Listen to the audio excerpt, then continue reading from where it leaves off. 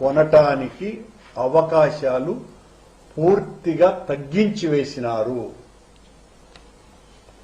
ప్రజా ఆరోగ్యం వంటి సున్నితమైన విషయాలలో మందులు, ఇంజెక్షన్లు, బ్లడ్ బ్యాంక్ సామగ్రి, శస్త్రచికిత్స వినియోగ వస్తువుల సరఫరా కోసమని 100 కోట్ల టర్నోవర్ ని 25 కోట్లకు తగ్గించటానికి టీటీడీ పాలక మండలి బరితెగింపు వెనుక చాలా పెద్ద అవినీతి కుట్ర ఉన్నది.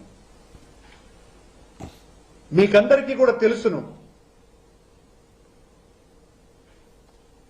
ఈ ప్రభుత్వం చంద్రబాబు గారి ప్రభుత్వం వచ్చిన తరువాత గత ప్రభుత్వం జగన్మోహన్ రెడ్డి గారు తీసుకున్నటువంటి నిర్ణయమని నెయ్యి సరఫరాదారులకు సంబంధించిన టెండర్లకు జరిగిన సడలింపు వలనే మొత్తం నెయ్యంతా కూడా కల్తీ నెయ్యి వచ్చేసింది అని రకరకాలైనటువంటి నీచపు మాటలు మాట్లాడినారు చంద్రబాబు నాయుడు గారు, నారా లోకేష్ గారు, పవన్ కళ్యాణ్ గారు. ఊరు వాడ ఎక్కడ పట్టినా ఇదే విమర్శ చేసినారు. మేం చాలా స్పష్టంగా ఆ రోజున దాన్ని ఆధారాలతో నిరూపించినాం. మా సడలింపు ద్వారా ఒక్కటంటే ఒక్క పనికి మాలిన బిడ్డర్ కూడా టెండర్లో పాల్గొన్నటువంటి పని చెయ్యలేదు అని చంద్రబాబు గారి టైంలో ఎవరైతే పాల్గొన్నారో వాళ్లే మా హయాంలో మేము సడలించినప్పుడు కూడా పాల్గొన్నారు. ఆ కారణంగా వాళ్ళు ఏదైతే కారణం చెప్పినారో ఆ కారణంగా ఏ రకమైనటువంటి పొరపాటు అక్కడ జరగల.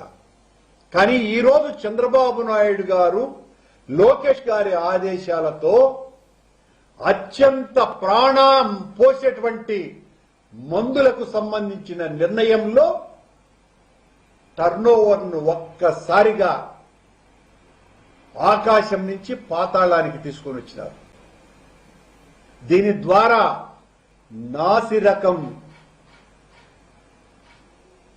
వస్తువులు, సామగ్రి, మందులు సరఫరా చేయటం ద్వారా ఆ సరఫరాదారుల ద్వారా కమిషన్లు కొట్టటానికి, కుమ్మటానికే ఈ నిర్ణయం తీసుకున్నారు.